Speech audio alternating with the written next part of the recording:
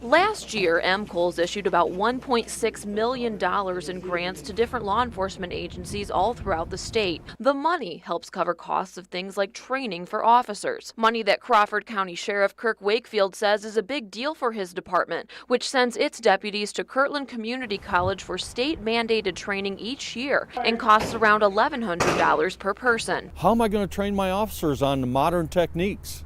You just can't.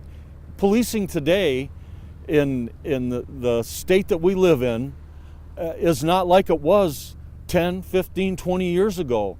You can't train to those standards. You have to train to the modern standards. And if we don't have the money to do that, we're going to be in trouble. MCOLS says the money is drying up because the number of police officers in the state is also dwindling. When your revenue is based on the number of traffic tickets and you've got less officers writing tickets on the road because there's less officers, of course that's going to affect your revenue. In Leelanau County, a lot of their basic training is done in-house, but Sheriff Borkovich says the cuts could still impact them. We rely on that funding to do a lot of our primary training, and often we have opportunities to have regional training. Now the departments are faced with the task of determining how they'll cover the costs without the extra help. But we'll go on with our training the best we can. I don't know what we'll do. I have no idea. Something's got to give. Something's got to happen. The money has to come from somewhere.